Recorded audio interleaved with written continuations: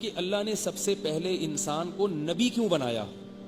یہ بہت اہم بات ہے بھائی. اللہ شروع میں ایسا ہی سلسلہ جاری رکھتے، پھر جب لوگ گمراہ ہونا شروع ہوتے تو پھر اللہ انبیاء کو بھیجنا شروع کر دیتے. کیا خیال ہے بھائی؟ شروع میں تو ایسا ہی چلتا ہے نا معاملہ. یاد رکھو، اگر آدم علیہ السلام پیدا ہوتے اور نبی نہ ہوتے تو پھر آدم علیہ السلام فالو کس کو کرتے؟ آپ کہہ سکتے ہیں ڈائریکٹ اللہ سے پوچھتے، تو جو ڈائریکٹ اللہ سے پوچھتا ہے اسی کو تو نبی کہتے ہیں. نہیں آ رہی بات. اللہ نے اس کائنات میں ایک دن کے لیے بھی کوئی ایسا شخص پیدا نہیں کیا جس پر اللہ کی حجت تام نہ ہو سکے. تو اگر آدم علیہ السلام نبی نہ ہوتے تو وہ کس کو فالو کرتے؟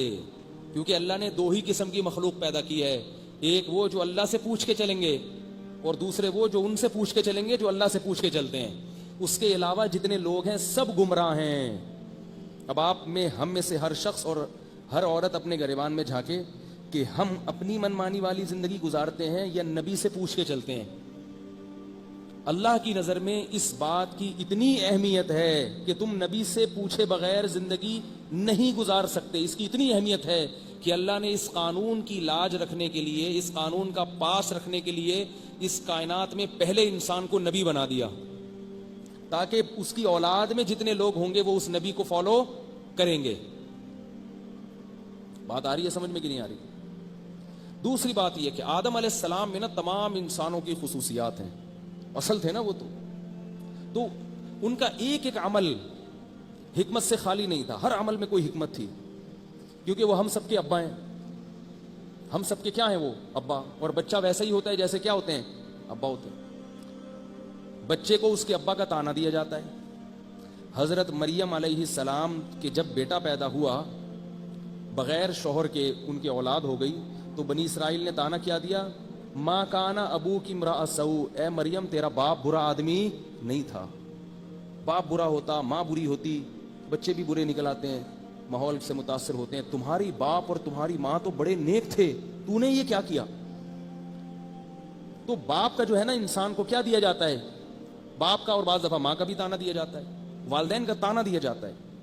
تو اللہ تعالیٰ نے آدم علیہ السلام سے کچھ ایسے کام ہونے دیے ہیں جو بظاہر نبوت کے منافی تھے. نبی بھی بنایا مگر ان سے غلطی بھی ہو گئی. وہ کیا غلطی ہوئی؟ کہ اللہ نے کہا کہ اس درخت کو مت کھانا، مگر آدم علیہ السلام نے کھا لیا. غلطی ہو گئی. تو اب ہم سے بھی غلطی ہو سکتی ہے. کیا خیال ہے بھائی؟ اگر ہم سے غلطی ہو اور ہمیں کوئی تانا دے، تم انسان ہو، تم سے غلطی ہو گئی، ہمارے تو ابا سے ہوئی تھی ہے بھائی. اب ہمیں کوئی تانا دے سکتا ہے بھائی تمہارے باپ سے کبھی غلطی ہوئی نہیں، تم سے کیسے ہوگی؟ ہم کہیں گے ہمارے باپ سے تو ہوئی ہے بھائی، ہمارے باپ سے تو غلطی ہوئی، ہم سے بھی ہو گئی تو کیا ہے. لیکن ایک اور بات، وہ یہ کہہ سکتا ہے کہ غلطی تو شیطان سے بھی ہوئی تھی، تو تم بھی شیطان ہو. شیطان سے بھی ہوئی تھی نا. آپ لوگوں کو پتہ ہی نہیں ہے یار. شیطان کا پتہ ہے کون ہے؟ وہی نا، غلطی تو کی تھی نا، غلطی ہوئی تھی وہ، یعنی میں تعبیر وہی استعمال کر رہا ہوں نا تاکہ بات سمجھ میں آئے. تو شیطان سے کیا غلطی ہوئی تھی؟ اللہ نے کہا تھا آدم علیہ السلام کو سجدہ کرو، اس نے بولا بھائی یہ کیا، میں کیوں کروں، مٹی سے بنایا. تو اب غلطی ہونا تو شیطان سے بھی ہوئی اور آدم علیہ السلام سے بھی. فرق کیا ہے کہ اللہ فرماتے ہیں کہ فَتَلَقَّى آدَمُ مِن رَبِّهِ كَلِمَاتٍ. جب آدم سے غلطی ہوئی اتنا پچھتائے، یہ کیا ہو گیا، یہ کیا ہو گیا. الفاظ نہیں تھے کہ میں کیسے اللہ سے گڑ گڑاؤں، کیسے معافی مانگوں. ان کی بے چینی کو دیکھ کر اللہ نے ان کو الفاظ بھی سکھا دیے. اتنے بے چین ہے اللہ، یہ غلط ہو گیا. زنا نہیں ہوا، شرک نہیں ہوا، چوری نہیں ہوئی، ایک معمولی سی غلطی، وہ بھی اجتہادی غلطی تھی. شیطان، علماء کہتے ہیں کہ شیطان نے یہ بہکایا کہ اللہ نے یہ جو کہا ہے نا اس درخت سے مت کھانا، تو مطلب یہ صرف یہ والا درخت، اس ٹائپ کے دوسرے جو ہے نا ان سے کھا سکتے ہو. جیسے ہمیں کوئی کہے بھی آم کے درخت سے مت کھانا، تو مطلب ہوتا ہے کہیں بھی آم نہیں کھانا. تو کہتے ہیں کہ شیطان نے اس طرح بلغلایا کہ وہ جو اللہ نے کہا نا یہ والا، تو مراد یہ والا دوسرا کھا سکتے ہو. تو اور پھر شیطان نے اس کے فضائل بیان کیے کہ وہ درخت جو اللہ نے روکا ہے نا وہ اس لیے کہ اسے جب کھاؤ گے نا تو ہمیشہ کی زندگی مل جائے گی. تو ایسی وہ باتیں کر کے نا شیطان نے چکنی چپڑی باتیں کر کے ابا کو بھی ہماری اماں کو بھی، دونوں کو، ٹھیک ہے، دونوں نے مشورہ کیا بھائی کیا خیال ہے بھائی. تو جیسے ہی کھایا ہے اللہ نے سب سے پہلے دونوں کا لباس چھین لیا اور دونوں درخت کے پتوں سے اپنے جسم کو ڈھانپنے لگے، حالانکہ دونوں کا پردہ نہیں تھا، میاں بیوی تھے، مگر اس سے کیا پتہ چلتا ہے کہ عام حالت میں میاں بیوی کو بھی حیا کے تقاضوں کے مطابق رہنا چاہیے۔ جب میاں بیوی کو رہنا چاہیے عام حالت میں، تو پھر بہن بھائیوں کو تو اور زیادہ رہنا چاہیے۔ آج کل بہنیں اپنے بھائی کے سامنے ایسا لباس پہن کے بیٹھتی ہیں کہ شرم آ رہی ہوتی ہے، بیٹی باپ کے سامنے عجیب سے لباس میں آ کے بیٹھ جائے گی۔ بھائی باپ کا تو بڑا احترام ہے، بیٹی کو چاہیے کہ باپ کے سامنے تو پراپر ڈریس میں بیٹھے۔ خیر، تو آدم علیہ السلام کی طبیعت میں کیا پیدا ہوا؟ بہت پریشان کہ کیسے مناؤں اللہ کو، کیا ہو گیا؟ فتلقى آدم من ربه کلمات، اللہ فرماتے ہیں آدم نے اچک لیے اللہ سے، اچک لیے کلمات۔ اچکنا کیا ہوتا ہے کہ اللہ نے جب ان کو ان کے دل میں ڈالے تو بس انہوں نے جلدی سے یاد کر لیے۔ تو بڑے خوبصورت کلمات ہیں، اس کے ذریعے اللہ سے توبہ کرتا ہوں۔ وہ کیا تھے؟ دونوں نے مل کے دعا مانگی، ربنا ظلمنا انفسنا، اے ہمارے رب ہم دونوں نے اپنی جان پر ظلم کیا ہے۔ جب گناہ اجتماعی ہو تو توبہ بھی کیسی ہونی چاہیے؟ اجتماعی ہونی چاہیے۔ دونوں سے غلطی ہوئی ہے، اللہ ہم دونوں نے اپنی جان پہ ظلم کیا، تیرا کوئی نقصان نہیں کیا۔ وَإِن لَّمْ تَغْفِرْ لَنَا وَتَرْحَمْنَا لَنَكُونَنَّ مِنَ الْخَاسِرِينَ، اگر تو نے ہماری مغفرت نہیں کی، ہمیں معاف نہ کیا، ہم تباہ و برباد ہو جائیں گے۔ اعتراف جرم بھی ہے اور اپنی قسم پرسی کو بھی بیان کیا جا رہا ہے کہ ہم بھکاری ہیں، ہم بھکاری ہیں، بھیک مانگ رہے ہیں۔ یہ نہیں بتایا کہ ہم توبہ کے مستحق ہیں۔ اے اللہ یہ تو ہوتا ہے، کیا ہو گیا اگر ایک دفعہ غلطی ہو گئی تو؟ انہیں بھی تو جنت سے نکال دیا پکڑ کے، اور یہ کوئی ہو گئی نا، سزا مل گئی نا، کپڑے چھین لیے نا، عذر نہیں پیش کر رہے، گڑ گڑ آ رہے ہیں۔ تو اللہ فرماتے ہیں ثم اجتباہ ربہ، پھر اس کے رب نے اس کو دوبارہ سلیکٹ کر لیا، فتاب علیہ وہدا، توبہ بھی قبول کی اور آئندہ پھر غلطی سے بچایا بھی، ہدا سیدھے راستے پہ چلا دیا۔ تو اللہ تعالیٰ کیوں فرما رہے ہیں سورہ آل عمران میں کہ میں نے آدم کو منتخب کیا سب سے پہلے اس کائنات میں؟ یہ بتانے کے لیے کہ تم نے کس کے طریقے کو فالو کرنا ہے؟ بولو بھائی، آدم علیہ السلام کے طریقے کو فالو کرنا ہے۔ سیاستدانوں کو فالو نہیں کرنا، سیاستدانوں کو صرف ووٹ دینے ہیں، آپ نے جو اچھا لگے اس کو دے دیں، بس فالو نہیں کرنا۔ کوئی بھی اچھا نہیں لگ رہا تو جو کم درجے کا برا لگ رہا ہے اس کو دے دیں۔ بھائی دو بدماش ہیں تو جو کم درجے کا بدماش ہے اس کو دے دیں، اور دیں ضرور ووٹ، کیونکہ ووٹ نہیں دیں گے اگر تو بڑا بدماش آ جائے گا۔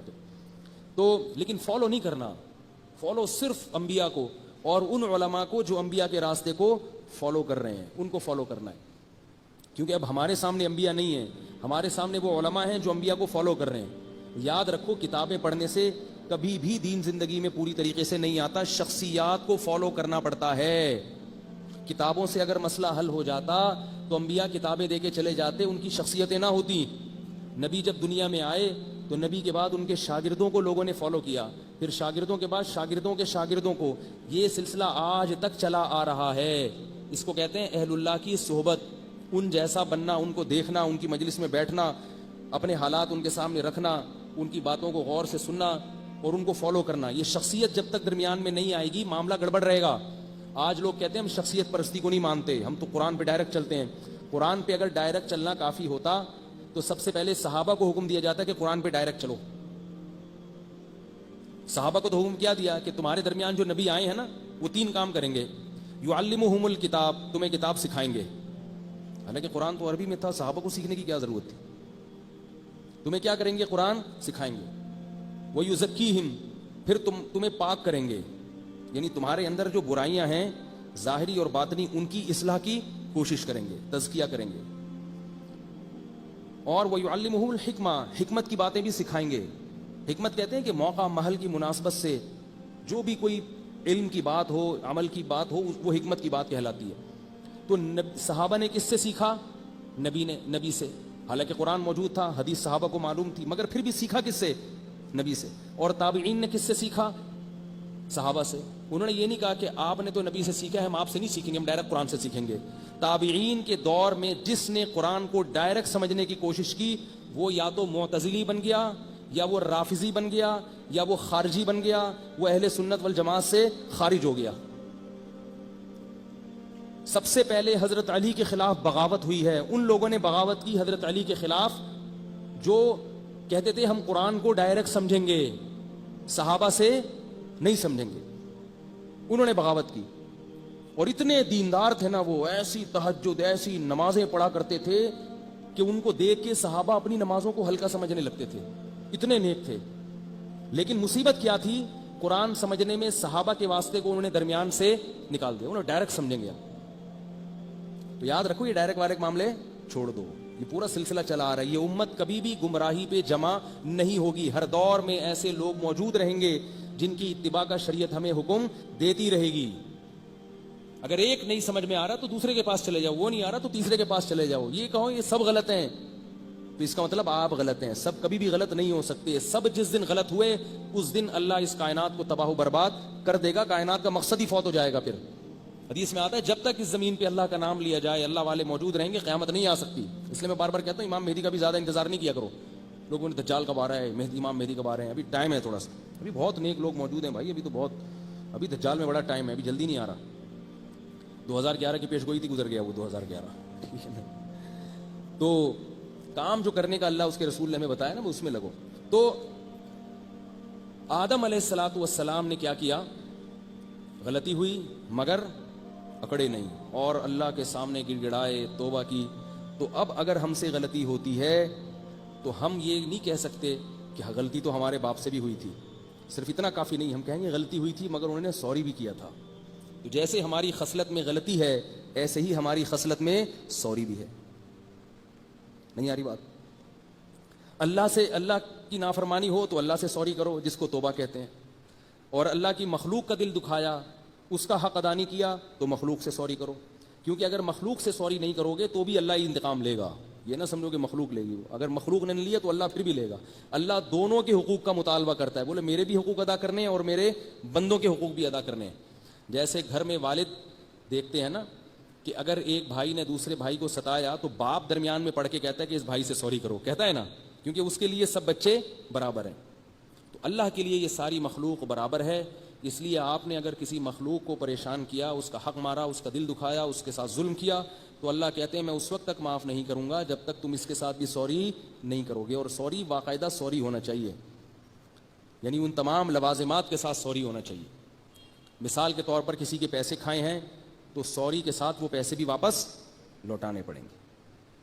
اللہ کے حقوق ادا نہیں کیے تو اللہ سے معافی کے ساتھ وہ حق بھی ادا کرنا پڑے گا. نمازیں قضا کی ہیں تو توبہ بھی کرنی پڑے گی اور قضائے عمری بھی ادا کرنی پڑے گی. یہ 100% باطل قول ہے کہ قضائے عمری نہیں ہے. یہ اس کا اسلام میں کوئی تصور نہیں ہے. یہ 15ویں صدی کا گڑھا ہوا قول ہے. یہ جو بعض لوگ آج کل نکل آئے ہیں نا کہ قضائے عمری کا کوئی کانسیپٹ نہیں ہے، بس توبہ کر لو کافی ہے. 1400 سال میں اس کا کوئی بھی قائل نہیں ملتا. 1400 سال میں جتنے علماء، فقہا، محدثین پیدا ہوئے ہیں سب قضائے عمری کے قائل ہیں. یہ 15ویں صدی کی بدعت ہے. اور بھی کچھ مسائل ہیں جو 15ویں صدی میں پیدا ہوئے، اس سے پہلے کہیں بھی نہیں تھے، وہ میں بتاؤں گا، لیکن وہ میرا موضوع چینج ہو جائے گا. تو اللہ سے توبہ کی ہے، نماز چھوڑی تھی تو نماز بھی پڑھو اور معافی بھی مانگو. معافی اس بات کی کہ وقت پہ نہیں پڑھی.